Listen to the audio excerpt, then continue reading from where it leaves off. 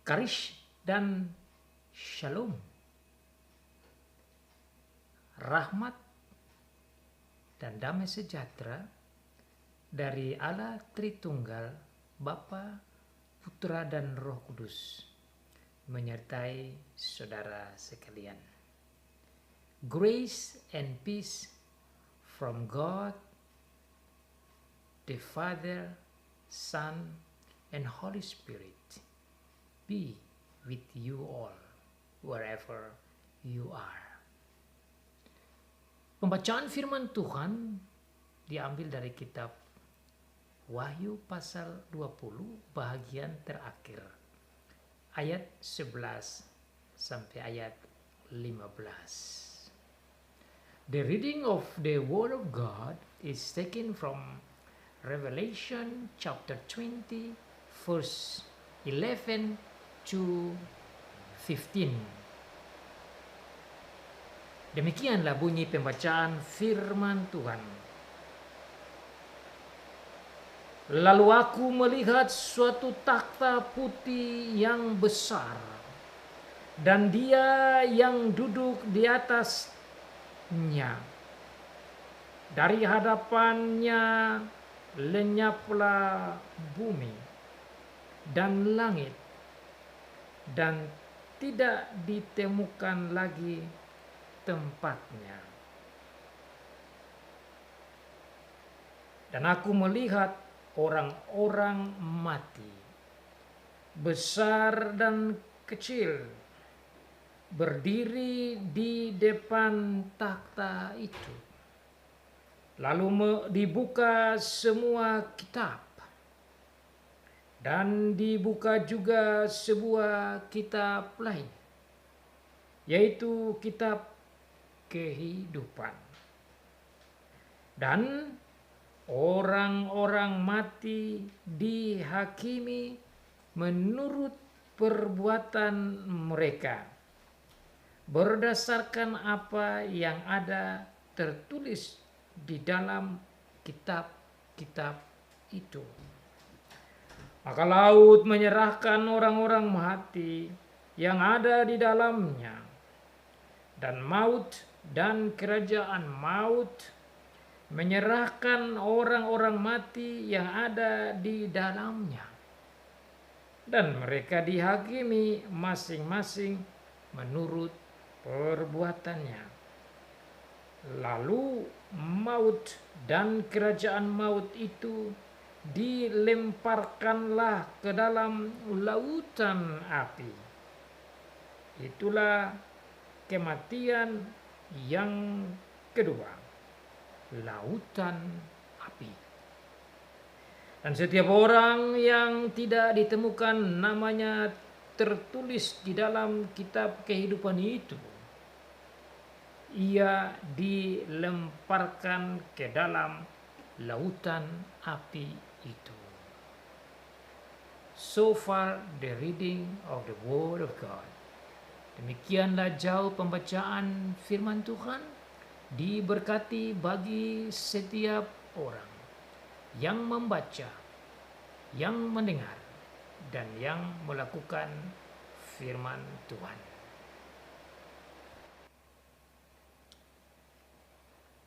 Minggu yang lalu kita belajar bersama tentang kerajaan 1000 tahun.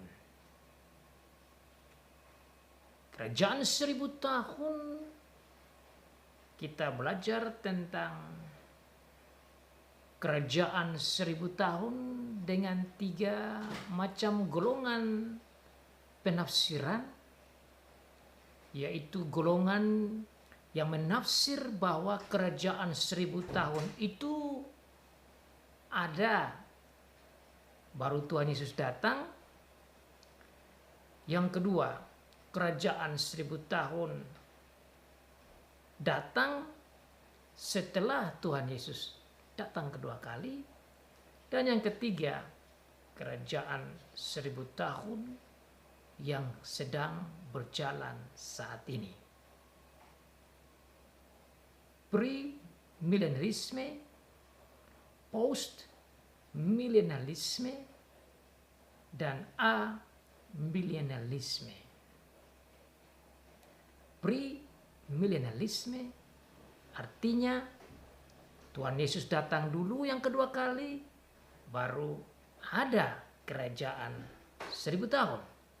Post-millennialisme artinya kerajaan 1000 tahun ada dulu, baru Tuhan Yesus datang kedua kali. Amillennialisme artinya sekarang adalah yang dimaksud dengan kerajaan 1000 tahun itu. Artinya bahwa kerajaan 1000 tahun yang dibicarakan dalam Wahyu pasal 20 itu adalah bahasa simbolis yang menunjukkan akhir zaman saat ini sedang berjalan. Dan itulah yang kita sama-sama belajar, dan saya memegang pengajaran amillennialisme yang artinya kerajaan 1000 tahun yang dimaksud dalam Wahyu pasal 20 ini artinya saat inilah masanya itu. Berarti anytime Tuhan Yesus akan datang. Kapan saja Tuhan Yesus akan datang di akhir zaman ini. Kedatangan Tuhan Yesus yang kedua kali bisa datang kapan saja, dan kita harus berjaga-jaga, bersiap-siap menantikan kedatangan Dia yang kedua kali. So last week we will learn about the Millennium Kingdom. You will learn about pre-millennialism, post-millennialism, and amillennialism. And I hold the teaching of amillennialism, which means now is the 1000 years. That means our Lord Jesus Christ will come anytime, and we are to be ready to receive Him, to meet Him anytime. Minggu ini saudara-saudara, Alkitab memberitahukan kepada kita bahwa setelah seluruh murka Allah ditumpahkan ke dunia atas orang-orang yang tidak percaya, diakhiri dengan perang Harmagedon seperti dijelaskan dalam pasal 19 bagian terakhir, dan diikuti dalam pasal 20 minggu lalu, bahwa iblis dan semua kroni-kroninya dan pengikut-pengikutnya akan berperang melawan gereja dan Tuhan Yesus Kristus. Dan mereka semua akan dibakar dengan api, karena Tuhanlah yang akan berperang dengan mereka dengan pedang yang keluar dari mulutnya, dan mereka akan dihanguskan. Itulah ayat 9 dari pasal 20. Maka naiklah mereka ke seluruh daratan bumi, lalu mengepung perkemahan tentara orang-orang kudus dan kota yang dikasihi itu. Tetapi dari langit turunlah api menghanguskan mereka. Dengan demikian, saudara-saudari, terjadilah kiamat. Saya melihat bahwa itu the end of everything. That is the doomsday. Itulah hari kiamat. Tatkala seluruh manusia di muka bumi ini yang mengikuti iblis, yang menyembah patung-patungnya, yang tidak menerima Tuhan Yesus Kristus, yang melawan Allah, yang bersifat bengis, yang jahat, dan yang mengikuti setan, semua mereka akan dihanguskan dan mati bersama dengan segala harta benda, bahkan semua yang ada bersama dengan mereka. Setelah itu terjadilah penghakiman terakhir, the final judgment. And that is the theme for our sermon today. Itulah tema bagi khotbah kita pada hari ini. Penghakiman terakhir setelah kiamat. The final judgment after the doomsday. Saudara, kita mendapat rahasia ini dari Tuhan Yesus. Tuhan Yesus sendiri yang memberikan kesaksian, memberikan pengetahuan kepada gereja tentang bagaimana sejarah dunia ini. Bagaimana keadaan dunia ini dari awal sampai pada akhirnya. Dan akhir dari semua ini adalah kiamat. Dan setelah kiamat tentu penghakiman terakhir. Dan ini yang akan kita belajar bersama-sama. Puji Tuhan saudara, kita diberitahukan bagaimana cerita penghakiman terakhir itu. So, this is the proof of love and care and attention of our God in our Lord Jesus Christ for the church, for you and me, that we may know about the final judgment before we all be judged by Him. Ini bukti cinta kasih Tuhan. Ini bukti pedulinya Tuhan.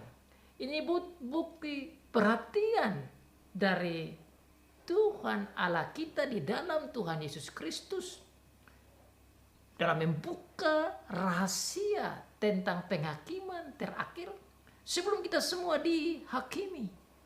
Baik orang-orang yang percaya maupun orang-orang yang jahat, baik yang mengikuti Tuhan Yesus maupun yang menolaknya,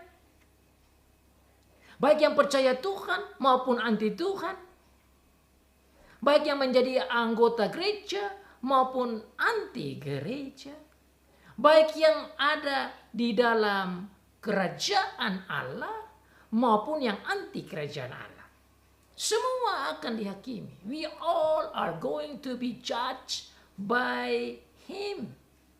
Whether you believe or not, whether you believe in Jesus Christ or you are the Antichrist, or you refuse Him as the Christ, whether you follow the church, member of the kingdom of God, or anti the kingdom of God, we all will be collected before His throne and will be judged.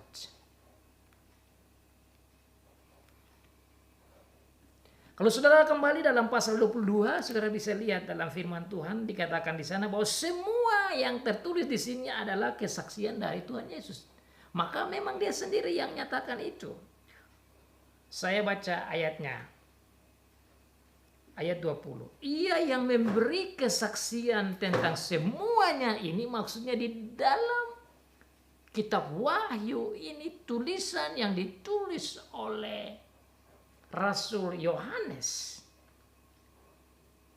Seluruh isi kitab Wahyu ini adalah merupakan kesaksian dari Tuhan Yesus Kristus. So all this content of this word of God from Revelations are actually coming from our Lord Jesus Christ. That's why in Revelation chapter 22 verse 18 it says there, Verse 20, he who testifies to these things says, yes, I am coming soon. That's what coming from our Lord Jesus Christ. Ini datang dari Tuhan Yesus sendiri. Jadi pokok tentang penghakiman terakhir dan hukuman terakhir yang tertulis dalam ayat 11 sampai ayat terakhir ayat 15 ini adalah kesaksian dari Tuhan Yesus sendiri untuk gereja. So this is for you and me. Ini untuk saudara dan saya. Jadi saudara dan saya diminta untuk membaca dan merenungkan dan memahami dan mempercayai dan melihat hiburan dan kekuatan dari poin ini. Maka saudara, kenapa saya ingin sekali mendalami, mempelajari, memproklamirkan, menyampaikan firman Tuhan dari kitab Wahyu. Kenapa? Karena ini adalah rahasia surgawi. Why I decide to teach and preach and proclaim and share this word of God from Revelation. Because this is the good news from our Lord Jesus Christ for the church, for you and me. Banyak orang yang berpikir bahwa kitab Wahyu adalah kitab yang menakutkan. Kitab Wahyu adalah kitab yang sulit. Kitab Wahyu tidak dikhotbahkan dan disampaikan karena kekhawatiran, ketakutan, dan pikiran yang salah itu. Tapi saudara, sekarang kita sudah sampai pada pasal 20. Itu berarti 2 pasal lagi kita sudah selesai. Saudara yang mengikuti terus pengajaran ini, saudara harus merasa terhibur. Saudara adalah orang yang diberkati. Karena di awal dari kitab Wahyu pasal 1 ayat 3 dia sudah katakan, Tuhan Yesus katakan lewat Rasul Yohanes, diberkati bagi dia yang membaca, yang mendengar dan melakukan firman Tuhan. Saudara dan saya mendapat berkat dari kitab Wahyu, dan sekarang berkatnya berbicara tentang the final judgment, penghakiman dan penghukuman yang terakhir. Tuhan sampaikan kepada Rasul Yohanes tentang penghakiman terakhir ini dengan mengatakan bahwa dia melihat satu takhta putih yang besar dari dia. Di atas takhta putih itu,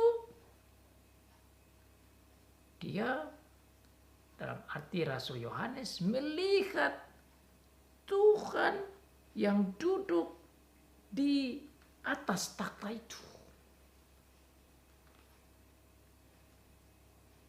Tuhan sebagai hakimnya duduk di atas tahtanya.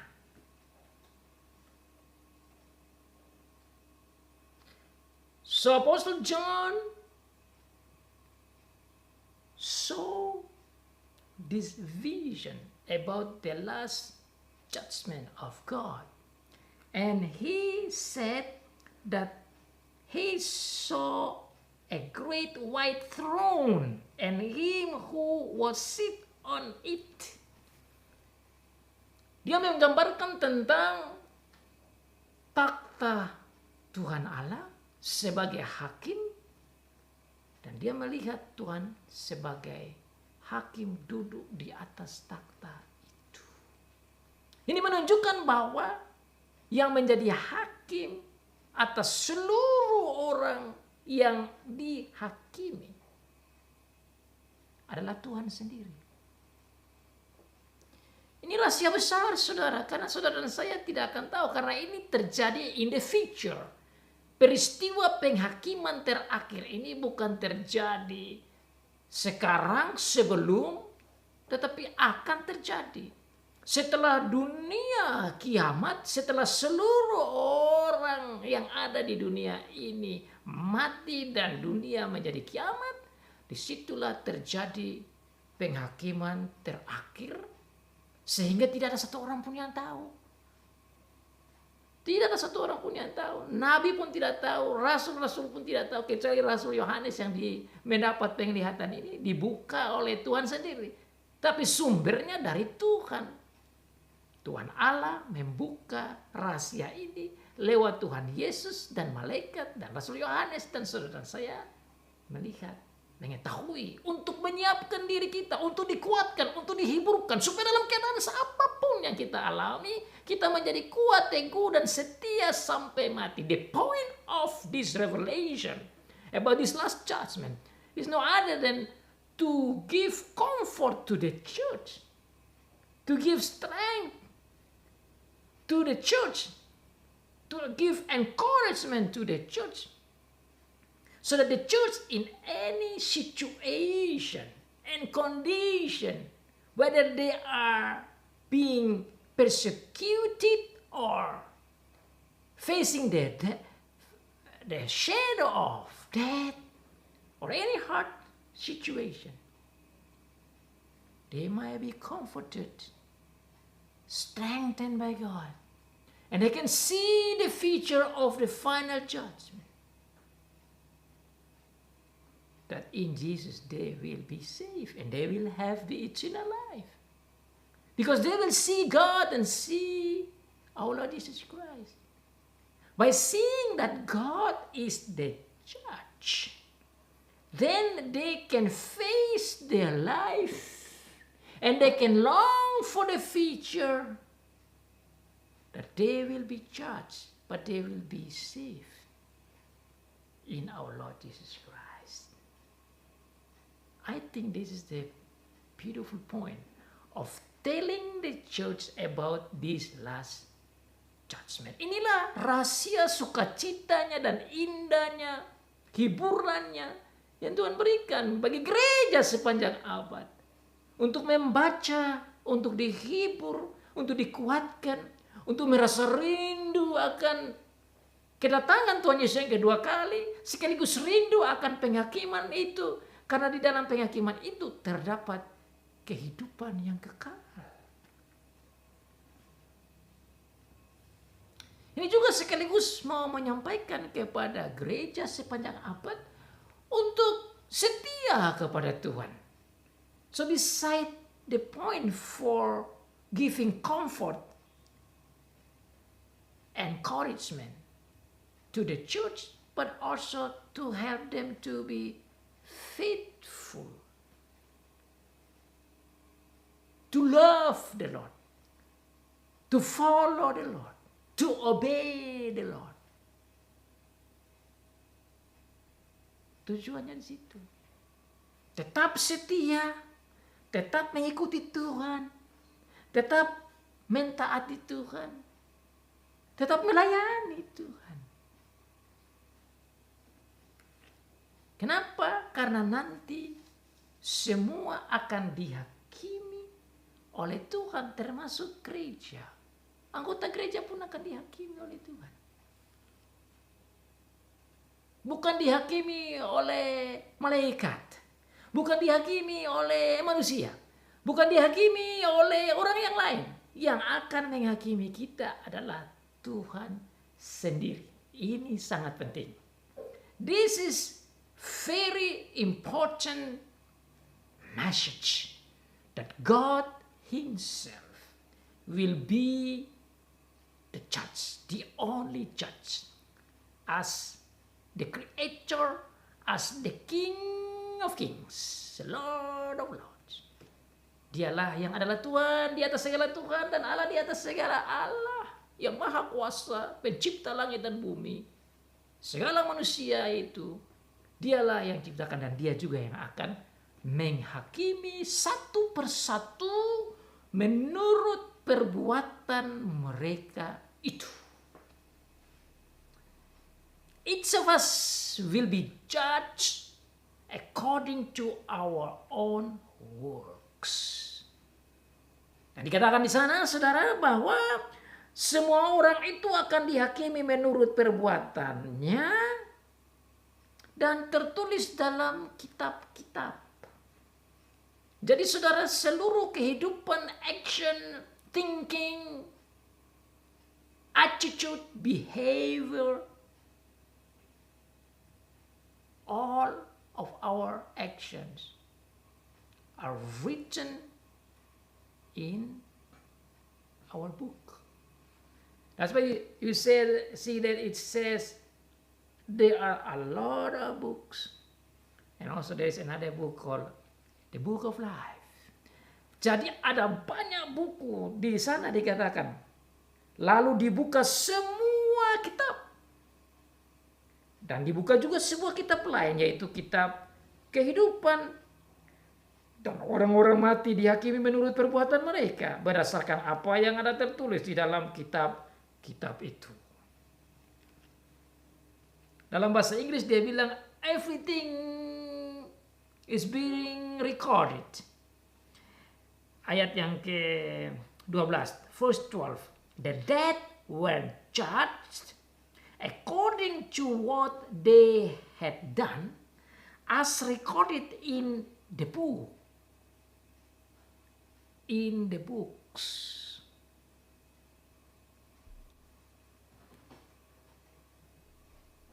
Dan orang-orang mati dihakimi menurut perbuatan mereka berdasarkan apa yang ada tertulis di dalam kitab-kitab itu. Orang-orang mati. Kenapa dikatakan orang-orang mati? Karena memang tidak ada yang hidup lagi. There is no one that's still alive after the doomsday. Setelah itu kiamat itu semua sudah mati. Maka semua orang-orang mati itu dikatakan itu akan dihakimi menurut perbuatan mereka berdasarkan apa yang tertulis di dalam kitab-kitab itu. Jadi setiap orang ada kitabnya. Tuhan menulis, merecord semua action dari setiap orang. Baik orang yang percaya maupun orang yang tidak percaya. Either the wicked or the righteous people or person. Each of us has our own book.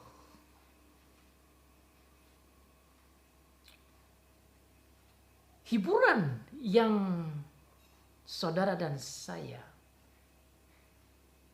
harus peroleh dari poin ini adalah apa? Memang semua buku itu ada, Tuhan bilang begitu. Setiap buku itu dicatat secara komplit, tidak ada satu perbuatan pun yang tidak dicatat. Karena Tuhan memang sempurna. God is a perfect God that will record everything perfectly, including our thinking and desire that even hidden inside. Semua pikiran, perasaan yang sangat tersembunyi dalam nurani kita sekalipun itu direcord, dicatat oleh Tuhan. There is nothing that being hidden and even missed. Tidak ada satu pun yang keliru dicatat. Semua tercatat secara rapi, terperinci, detail di dalam buku itu. Makanya dikatakan books. Maka dikatakan semua kitab. Bukan bicara satu kitab. Semua kitab. Berarti lebih dari satu.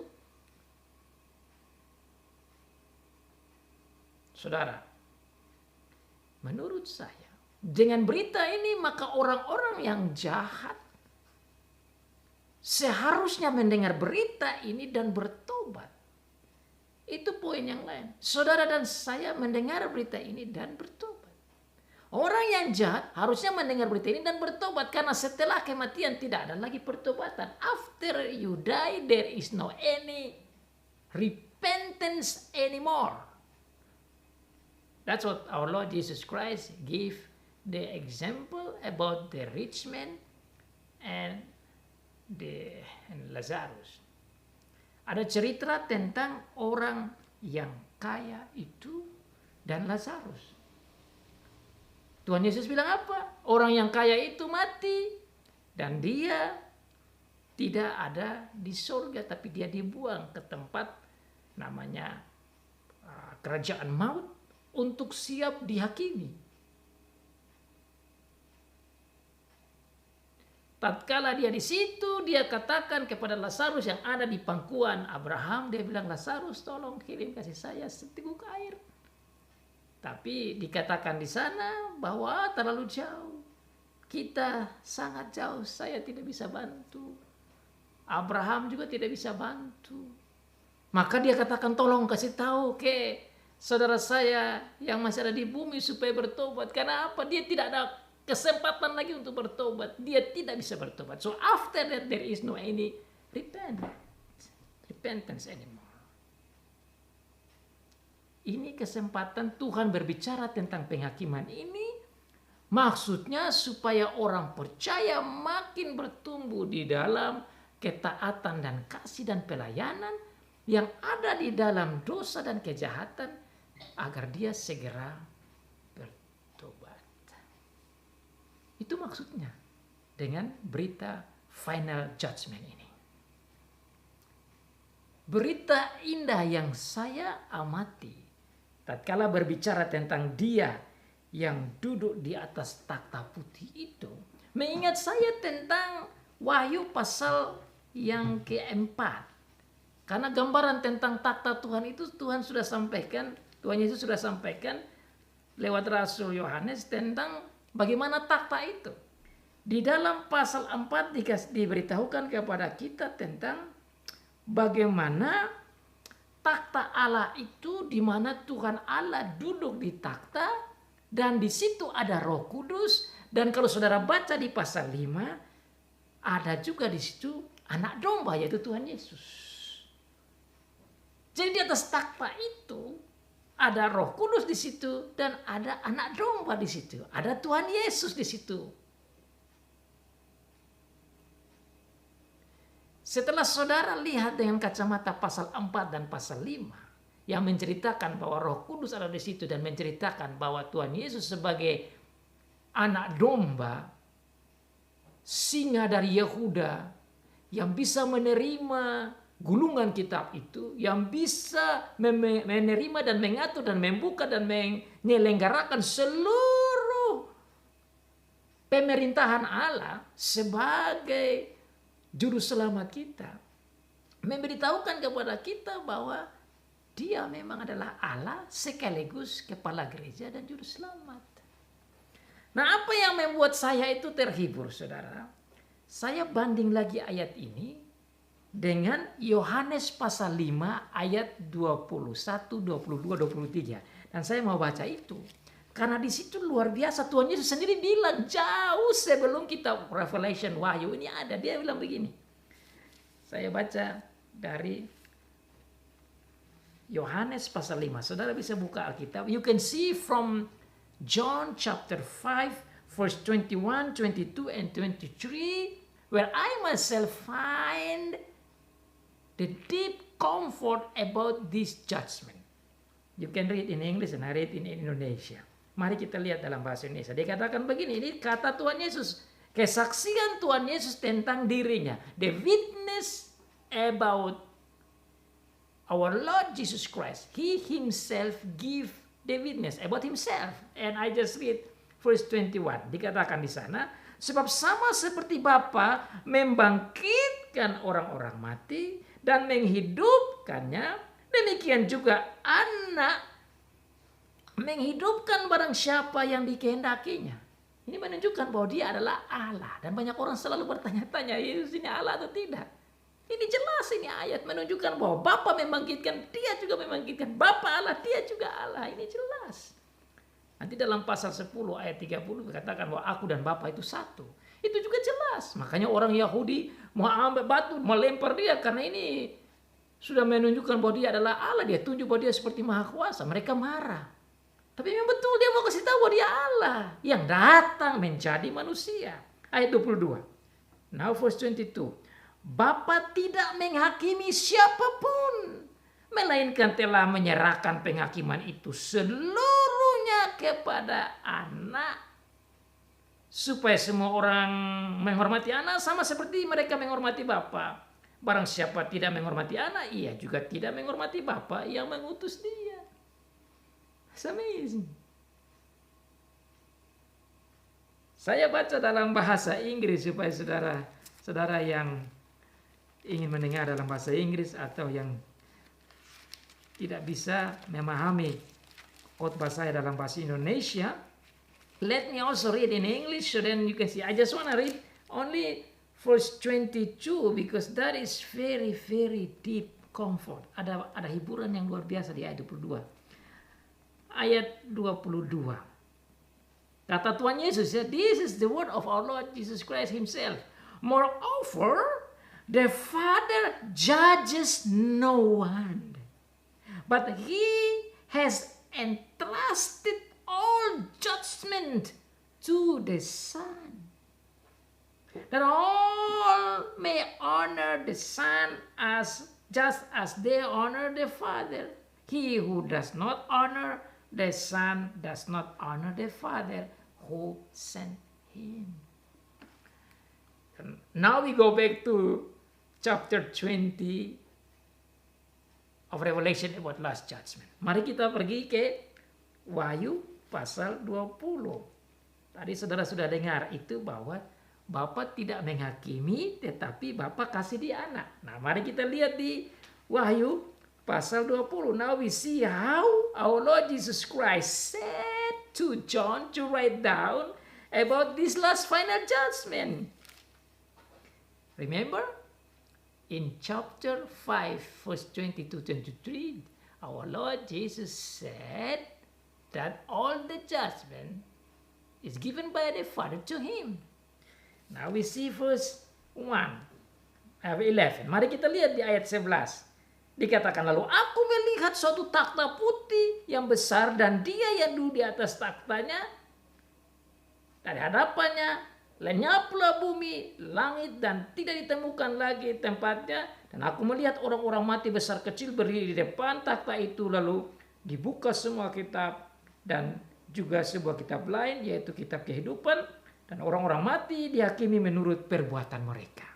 Nah, jadi ayat 11 menunjukkan bahwa yang menghakimi orang mati semua itu semua manusia yang ada sejak perjanjian lama sampai perjanjian baru, sejak Adam sampai the end of the story of the world, sampai akhir perang Armageddon itu, sampai semua dunia sudah kiamat dan semua udah mati. Yang mereka harus menghadapi takhta pengadilan Allah. Dan Allah menghakimi. Nah, Yohanes pasal 5 dikatakan, Bapa tidak menghakimi tetapi kasih ke anak. He, as the Father, gives the right to the Son to judge.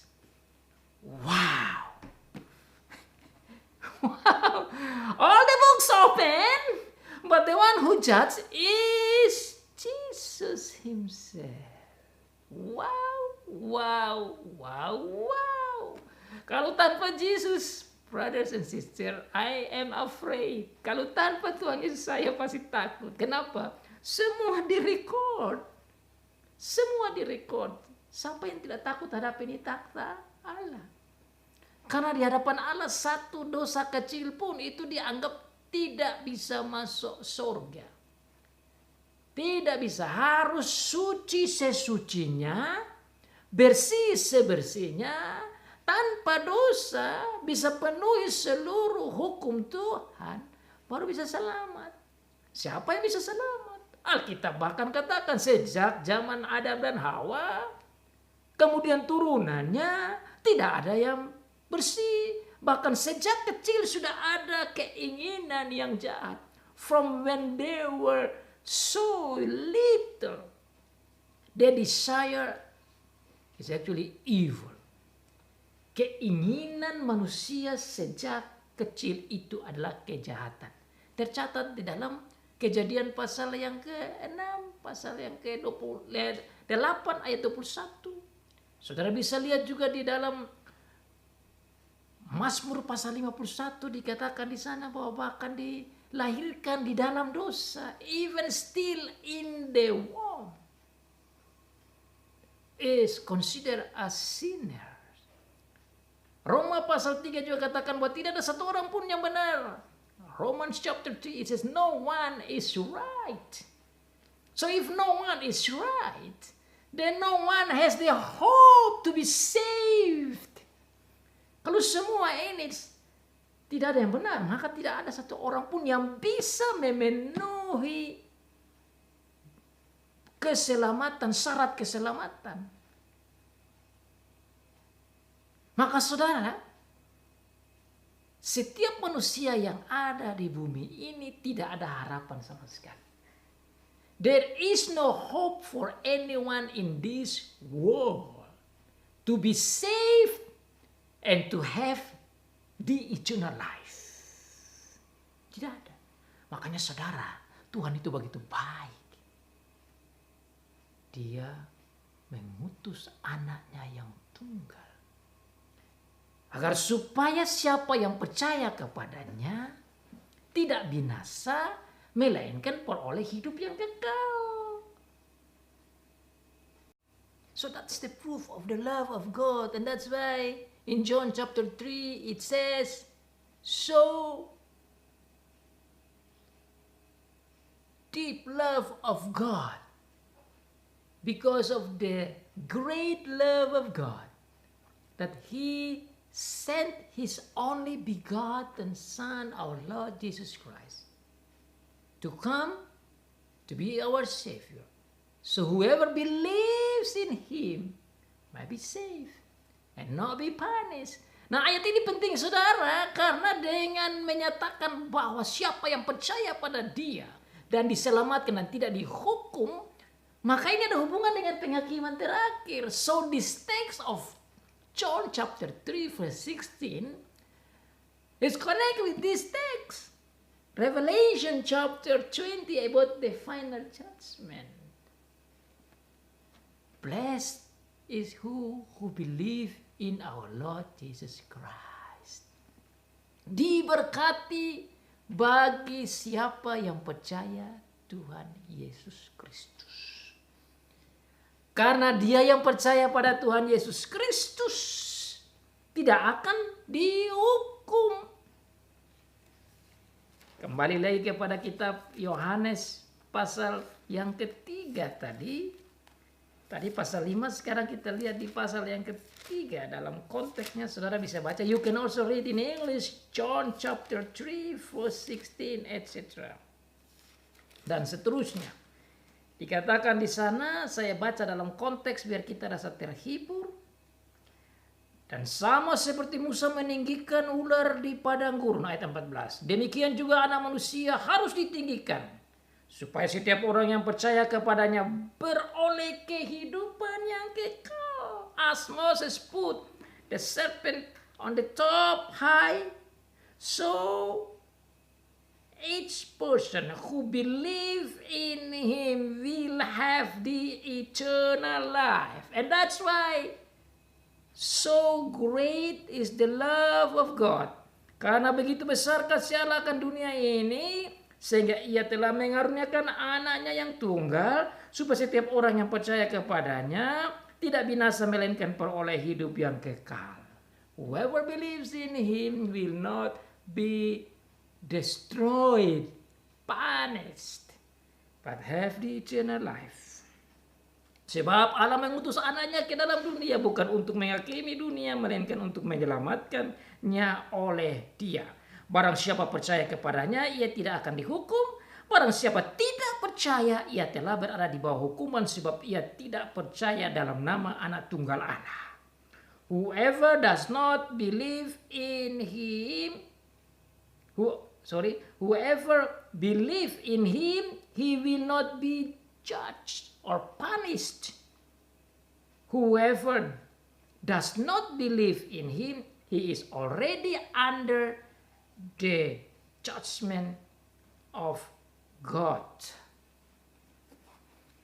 Ini saudara, bagi saudara dan saya yang percaya Tuhan Yesus, inilah hiburan. Ini yang saya maksudkan tadi. Ada hiburan. Tatkala kita banding ayat ini dengan ayat yang ditulis oleh Rasul Yohanes. Dia yang menghakimi tapi dia juga yang menyelamatkan. Nah, saya tatkala merenungkan ayat ini, saya melihat kalau saya dihakimi, saya berdiri dan saya melihat hakim. Hakim itu adalah hakim saya yang akan menghakimi saya. Tapi hakim yang sama adalah kepala gereja saya. Hakim yang sama adalah juru selamat saya. Hakim yang sama adalah pembela saya. Hakim yang sama adalah Tuhan saya. Hakim yang sama adalah raja saya. Hakim yang sama adalah mediator saya. Hakim yang sama adalah yang mencintai saya, yang mati bagi saya. Wow, wow, wow. It's not that great. Bukan ini luar biasa. Harusnya takut. Oh, saudara kalau mau tahu takut dan tidak itu, saudara coba menghadapi perkara di pengadilan. Setahu saya orang yang di depan pengadilan, apalagi kalau dia salah, orang yang benar saja ketakutan, apalagi salah, saudara. Yang salah kalau menghadap hakim biasanya gemetar, ketakutan. Dan biasanya di hakim itu ada hakimnya, tetapi ada pembelanya, dan juga ada jaksanya. Terdakwa di depan. Pembela sekuat apapun, kalau hakim bilang no, is no. You see, in the court, you have the judge, you have the advocate, and you have the persecutor, and you have the sinner or the wrongdoer. But the advocate, even though he is so strong, he will not be able to save the sinner or wrongdoer. Everything actually on the hands of the judge. Semua ada di tangan judge itu, hakim. Tetapi yang terjadi di sini, saudara, hakim yang sama sekaligus pembela. Hakim yang sama sekaligus juru selamat. Hakim yang sama sekaligus yang mati bagi terdakwa. Hakim yang sama jatuh cinta pada terdakwa. Hakim yang sama telah dihukum bagi terdakwa. Hakim yang sama say that I love you, I want to save you, I already died for you, you are mine. Wah, saudara, ini yang saya maksudkan hiburan. Hakim yang sama katakan bahwa engkau adalah umatku, engkau, aku mati bagimu, aku cinta padamu, engkau adalah anggota gerejaku, engkau adalah bagian dari kerajaanku, aku adalah juru selamatmu. Saudara bisa mengerti hukuman apa yang akan didapat. Makanya dia bilang, if you believe in me, you will not be punished. Tidak akan dihukum, saudara. Ini yang merupakan berita sukacita. Makanya saudara, 2 kali di dalam pasal 20 ini yang saya mau fokuskan, saudara. Dalam pasal 20 dikatakan apa? Di pasal 20 2 kali. Dikatakan ada satu namanya kitab kehidupan. Dan dalam ayat yang terakhir bicara lagi tentang kitab kehidupan. It mentioned 2 times about the book of life. Book of life.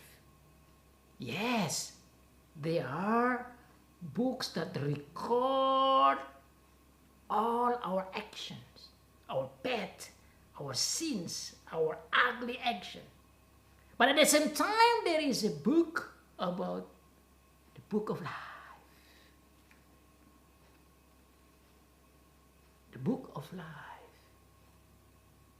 If your name is written there, you will be saved. If your name is not there, you done. You will be thrown to the lake of fire.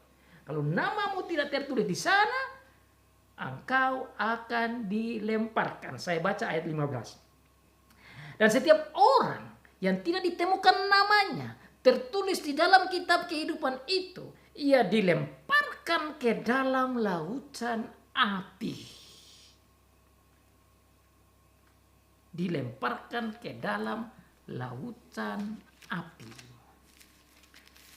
The English, the same thing. I like to read as well. If anyone's name was not found written in the book of life, he was thrown into the lake of fire.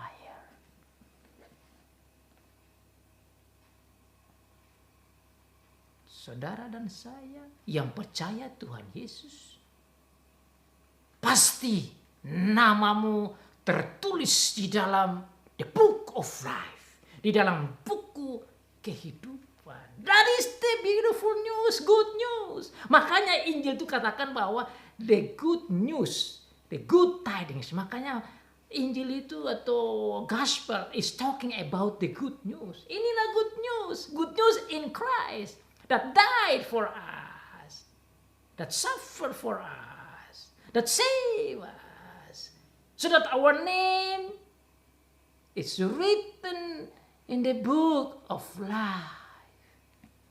Inilah berita sukacita, inilah kabar baik, inilah Injil yang menyatakan bahwa saudara dan saya punya nama tercatat di situ karena Tuhan Yesus. Makanya saudara bicara tentang penghakiman, ini bukan bicara tentang ketakutan. So the news and sermon and topic about the final judgment is not about something that's careful, fearful. We should not be afraid about this topic. This should be a happy joy news. A happy and the joyful news. Berita sukacita bagi gereja. Berita sukacita bagi orang percaya. Oh saudara, kalau di dunia, tatkala saudara dipanggil untuk mendapat penghakiman, apalagi penghakiman itu bicara tentang hukumannya seumur hidup atau ditembak mati, dieksekusi mati. Ketakutan. Saudara, final judgment yang kita ini, kita tidak ketakutan. Yang tidak percaya itu yang harus merasa takut. If you don't believe in our Lord Jesus Christ, you better be afraid. If you don't believe in our Lord Jesus Christ, then you better be fearful. If you don't believe in Him, then you better think about it. And you better change. Because if you not change, you will be going to that lake of fire. But if you believe in Him, that's why it's already says the gospel, you will have the eternal life. Itu juga yang dicatat saudara di dalam ayat sebelumnya. Ayat 12. Lalu dibuka semua kitab dan dibuka juga sebuah kitab lain, yaitu kitab kehidupan. Dan orang-orang mati dihakimi menurut perbuatan mereka. Saya lagi berpikir tatkala saya merenungkan akan topik ini, saya lagi pikir bagaimana itu penghakiman itu. Saya punya pikir, ini tafsiran saya saja. Saya pikir tatkala kita semua itu akan dihakimi, tentu semua harus dihakimi. Tidak bisa tidak, kita juga dihakimi. Orang yang sudah di surga juga itu akan dihakimi. Semua akan dihakimi bersama-sama, dihakimi oleh Tuhan Yesus. Tapi saya berpikir yang akan dahulu dihakimi itu adalah orang percaya. Orang percaya akan dihakimi dan buku kehidupan itu dibuka, maka nama dicatat. Nama ada di situ. Mereka yang sudah di surga dari perjanjian lama, semua orang-orang percaya. Anak Adam dan Abraham dan semua yang percaya Tuhan dan taat Tuhan itu, yang mengikuti nabi-nabi itu, dan yang berharap kedatangan Tuhan Yesus, dan yang di perjanjian baru yang berharap dan mengikuti Tuhan Yesus. Semuanya ada di dalam buku kehidupan. Dan Wahyu pasal 7 ayat 9 dikatakan jumlah mereka tidak bisa dihitung. Saudara dan saya terhitung dalam jumlah yang tidak bisa dihitung.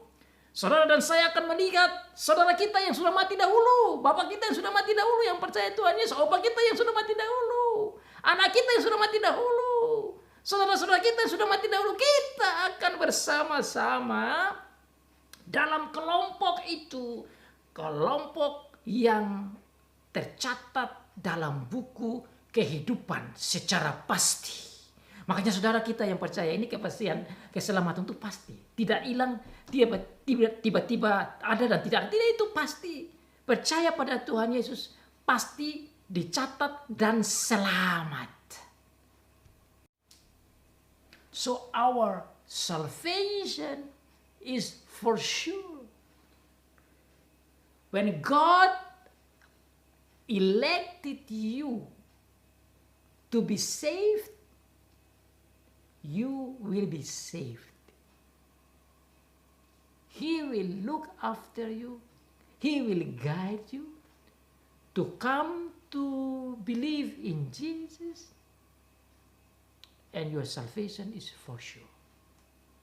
You will not lose your salvation. Saudara, tatkala sudah dipilih, akan dibimbing, diarahkan, dituntun oleh Tuhan, dan keselamatan itu tidak akan hilang.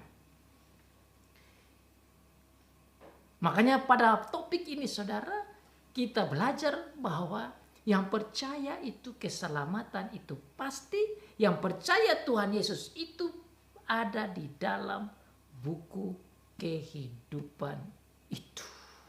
Nah saudara, tatkala Tuhan Yesus menghakimi semua, dan saya berpikir bahwa saudara dan saya yang percaya Dia itu akan dihakimi dahulu, dan memang tentu kita akan melihat kotor kita. Tetapi bersama dengan itu Tuhan Yesus bilang, I love you. I have died for you. I have cleaned you, so I give my blood that you can have the white righteousness. You become complete right. You become complete holy. Not because of you, but because I have died for you. So here is your place. That is heavenly eternal life. Tuhan Yesus akan menghakimi saudara dan saya yang percaya, dan Dia bilang, saya setelah mati bagimu, memang kotormu banyak. Saya buktikan ini semua, kamu kotor. Tapi karena saya sudah mati bagimu, darahku tercurah untukmu. Saya mengasihi engkau. Engkau menjadi suci sesucinya.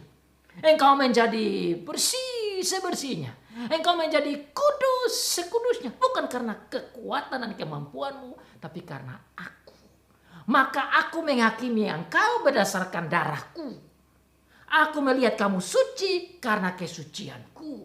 Aku melihat kamu bersih karena kebersihanku. Aku melihat kamu kudus karena kekudusanku. Kamu menjadi kudus dan suci dan boleh menerima kehidupan yang kekal karena kematian pengorbananku. Itu yang dimaksudkan.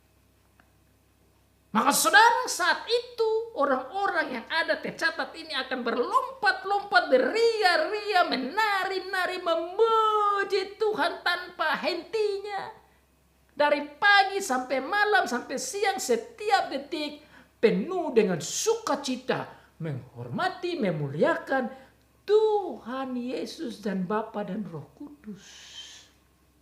Makanya saudara, tatkala kita mendengar khotbah seperti ini, pengajaran seperti ini yang menunjukkan betapa baiknya Tuhan Yesus sebagai hakim sekaligus sebagai juru selamat, sebagai hakim sekaligus sebagai pembela, saudara harusnya saat ini bersuka cita, rejoice in the Lord. Itulah yang dimaksud oleh Rasul Paulus tatkala dia dalam penjara sekalipun, dia katakan kepada jemaat di Filipi dan Efesus, dia katakan kepada mereka untuk bersuka cita, bersuka cita, bersuka cita in the middle of suffering.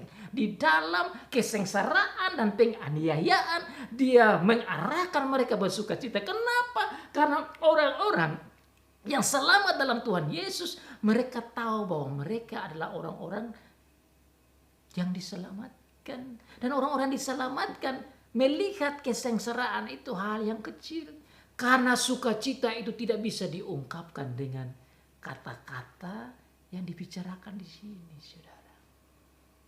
Inilah berita sukacita tentang penghakiman terakhir. This is the good tidings about the final judgment. But at the same time, it's a bad news, a sad news, a dreadful news, a grave news for whoever who does not believe in Jesus. Ini adalah berita sukacita bagi orang yang percaya di dalam Tuhan Yesus.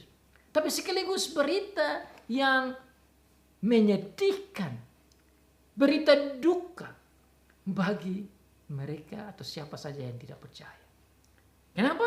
Karena mereka yang tidak percaya ini, bukunya akan dibukakan, seluruh recording akan dibukakan dan akan diperlihatkan, dan tidak ada satu orang pun yang bisa berdalih dengan Tuhan, yang bisa berdalih dan berargumentasi dengan Tuhan Yesus, karena kebenaran kejahatan itu dibuka. Bahkan berita tentang keselamatan, tentang kepercaya pada Tuhan Yesus atau tidak, itu pun akan ditanyakan. Makanya Tuhan Yesus bilang apa? Dia hanya bisa datang kalau seluruh dunia ini sudah mendengar tentang dia. Kalau sudah mendengar tentang dia secara komplit, maka dia akan datang. Kenapa? Supaya tatkala dia hakimi orang yang keras kepala, orang yang menolak Tuhan Yesus, dia tidak berdalih lagi. Dan dalam penghakiman akan terjadi penghakiman yang adil. Dan dia akan katakan, kamu sudah mendengar firman, kamu sudah mendengar gospel, kamu sudah mendengar Injil, kamu sudah mendengar berita, tapi kamu keras kepala. Inilah action. Maka dikatakan action yang jahat itu, baik penolakan pada Tuhan Yesus, sampai pada kejahatan-kejahatan melawan Tuhan dan melawan gereja, dan segala macam kebusukan itu dibongkar semua. Maka tidak ada satu orang pun yang katakan, Tuhan, pengadilanmu tidak adil. No. His judgment will be very excellent, fair, and just. Because all the actions and works and bad deeds will be opened up. And whoever does not believe in him will be thrown to the lake of fire. Glory to God. Praise God. Thank God. Segala pujian dan hormat dan syukur dan kemuliaan dan kejayaan kepada Tuhan Yesus, kepada Roh Kudus yang telah menunjukkan dan memberikan kita keselamatan secara gratis, cuma-cuma di dalam Tuhan Yesus Kristus. Makanya saudara, kita dipanggil saat kita di dunia ini yang telah mendapat keselamatan itu, kita dipanggil untuk bersyukur dan berterima kasih. Kita dipanggil untuk bersorak-sorak memuji nama Tuhan. Dan kita dipanggil untuk hidup sebagai orang-orang surgawi yang menerima keselamatan itu, yang menerima hidup kekal itu, sambil beria-ria di dalam segala keadaan, sebagaimana orang-orang surgawi bersuka cita karena keselamatan itu, sambil menanti, merindukan, longing for that amazing new earth and new heaven, the new Jerusalem, the new heaven. Kita boleh merindukan langit yang baru. Kita boleh merindukan bumi yang baru. Kita boleh merindukan Yerusalem yang baru. Di mana kita semua itu dijadikan orang-orang surgawi, manusia surgawi, yang berbeda dengan sekarang, yang tidak haus dan lapar lagi, yang tidak ada lagi kesengsaraan, yang tidak ada lagi kesedihan, yang tidak ada lagi kepedihan, yang tidak ada lagi duka cita. Makanya saudara, minggu depan saudara akan lihat, dikatakan waktu Yerusalem yang baru turun dari surga, Tuhan akan ada bersama dengan gereja, dan semua air mata akan dihapus. Artinya, rejoice and be happy and be glad, because you are with God and God is with you all the time. What a wonderful news. Betapa berita yang sangat indah, berita yang sangat baik, berita penuh sukacita. Hanya gara-gara penghakiman terakhir. Itu semua karena Tuhan Yesus Kristus, Juru Selamat kita, Pembela kita, Raja kita, Nabi kita, Imam besar kita, Tuhan kita, Allah kita, Hakim kita juga, yang membuat kita menikmati rumah yang sudah Ia siapkan. He is our Savior, our King, our Lord, our Advocate, our Mediator, our Priest, our Prophets, but also our Judge, who will judge us justly, fairly, and because of His love, who has died for us, we got that eternal life that we are longing for. Wow, wow, wow. Rejoice in the Lord always, and again I say rejoice. Rejoice in the Lord always, and again I say rejoice. Rejoice, rejoice, and again I say rejoice. Rejoice, rejoice, and again I say rejoice. Rejoice in the Lord always, and again I say rejoice. Amen.